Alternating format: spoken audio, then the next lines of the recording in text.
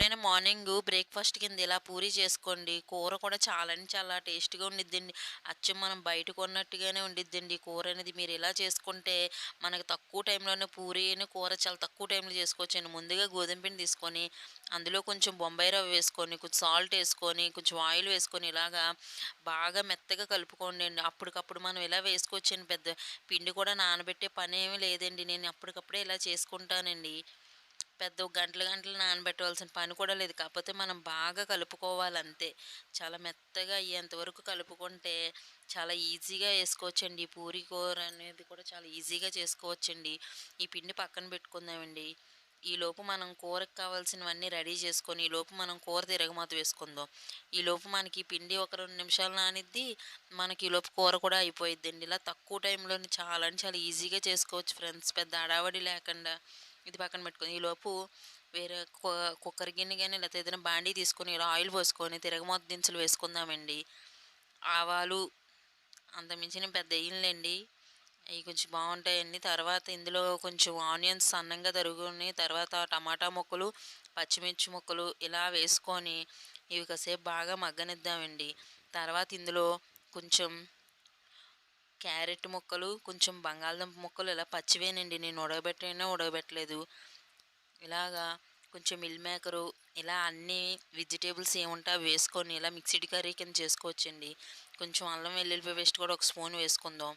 చాలా అంటే చాలా టేస్ట్‌గా ఉండిద్దండి. ఈ కూర పూరికి, చపాతీకి కూడా సూపర్ ఉండిద్ది. తగినంత కారం, తగినంత సాల్ట్ వేసుకొని, చిటికెడు పసుపు వేసుకొని బాగా కలుపుకుందామండి. కాసేపు మగ్గనిచ్చినాక ఇందులో కొన్ని వాటర్ పోసుకుందామండి. ఈ కూర సూపర్ ఉంటదండి. ఈ పూరీలోకి గాని, చపాతీలోకి గాని ఇలా ట్రై చేయండి ఫ్రెండ్స్. తర్వాత మూత పెట్టుకుందామండి. 1 గాని, 2 గాని విజిల్స్ రానిస్తే సరిపోతుందండి. మరీ మెత్తగా అవసరం లేదు. తర్వాత ఇలాగా మనం ఆయిల్ హీట్ చేసుకుందామండి. మనము పూరి అనేది ఇలాగా ఒకసారి మళ్ళీ పూరి చేసేటప్పుడు ఇలా పిండిని ఒకసారి కలుపుకుందామండి మెత్తగా. తర్వాత ఇందులో ఇలాగా చేసుకుందామండి. చపాతీలన్నీ ఒకసారే చేసుకొని, ఇలా చపాతీలన్నీ ఇలాగ అన్నీ ఒకసారే చేసుకుందామండి. మనకేం గట్టిపడిపోవు. పూరియే కాబట్టి వెంటనే వేయించేసుకోవచ్చు. అందులో ఇబ్బంది ఏం లేదు. ఇలా మొత్తం అన్నీ తీసుకొని ఒక ప్లేట్‌లో వేసుకుందామండి. మీకు కావాల్సితే తడి క్లాత్ ఏమైనా ఏసుకోండి. నేనైతే ఏ తడి క్లాత్ కూడా వేసుకోలేదు. వెంటనే చేసేస్తాం కాబట్టి. కాకపోతే వేసుకునే ముందు అడుగు పైకి వేస్తే సరిపోతుందండి. మనకి గట్టిగా అవ్వడం కూడా ఉండదు. ఇందులో మనము బొంబాయి రవ్వ వేసాం కాబట్టి మనకి మెత్తగా ఉంటావి. ఇలాగా ఆయిల్ హీట్ అయినాక ఇలాగా ఒకదాని తర్వాత ఒకటి వేసుకొని పూరీలంటే చాలా పొంగుతాయి. ఇలాగా ఆయిల్ హీట్ అయినాక ఇలాగ పూరీలన్నీ ఒకదాని తర్వాత ఒకటి వేసుకొని బాగా కాల్చుకుందామండి. డీప్ ఫ్రై చేసుకుందాం. చాలా అంటే చాలా బాగా పొంగుతావండి ఇవి. ఈ పూరీలనేవి. మనకి మెత్తదనం అయితే సాయంత్రం వరకు అలానే ఉండిద్దండి. మనం అప్పటికప్పుడు పిండి కలుపుకున్నా మనకేమి ఇబ్బంది అనేది ఉండదు. ఇలా ఎన్ని పూరీలు కలితే అన్ని పూరీలు ఇలా వేసుకొని చాలా చూసారా ఎంత బాగా పొంగుతున్నావో. ఇంతేనండి. మొత్తం అన్నీ ఇలా పూరీలన్నీ ఇలాగ బాగా పొంగుతావి. నేను అప్పటికప్పుడే మరి కలిపాను చూసారా అయినా ఎంత బాగా పొంగావో. మీకు నచ్చిందా? నచ్చితే ఇంకెందుకండి వచ్చిన లైక్ చేసి సబ్స్క్రైబ్ చేసుకోండి ఫ్రెండ్స్. గంట సింబల్ని కొట్టండి. నా వీడియోస్ అన్నీ మీకు ఎప్పుడు వస్తావి.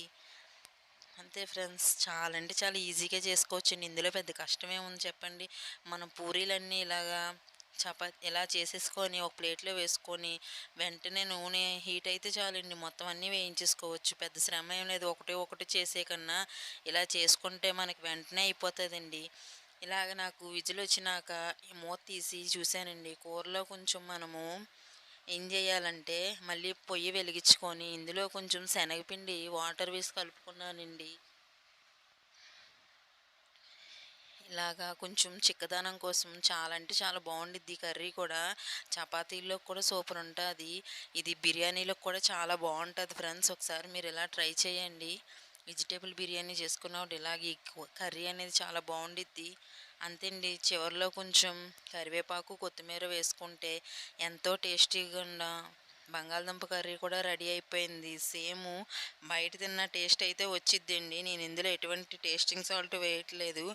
బయట అయితే మనకి టేస్టింగ్ సాల్ట్ వేయడం వల్ల మనకు కొంచెం టేస్ట్ అనేది బాగుండిద్ది. ఇందులో నేను అలాంటివి ఏమి మసాలా పౌడర్లు కూడా వేయలేదు. ఓన్లీ అల్లం వెల్లుల్లిపాయ పేస్ట్ మాత్రమే వేసాను ఫ్రెండ్స్. మీకు నచ్చిందా? నచ్చితే ఒక చిన్న లైక్ ఇచ్చి, షేర్ చేసి, సబ్స్క్రైబ్ చేసి తర్వాత కూర అంతా అయిపోయినాక ఇలాగ ఒక ప్లేట్‌లో కొంచెం కూర ఇలా పూరి తీసుకొని చూసారా ఒకసారి నేను అది కొంచెం ఇలా తీసి చూస్తాను. పూరి కూడా చాలా మెత్తగా ఉంటావండి. చూసారా ఎంత మెత్తగా ఉన్నావో. మనకి ఇదే సాయంత్రం వరకు ఉండిద్ది ఫ్రెండ్స్. బాయ్. నెక్స్ట్ వీడియోలో కలుసుకుందాం. అంతవరకు సెలవు.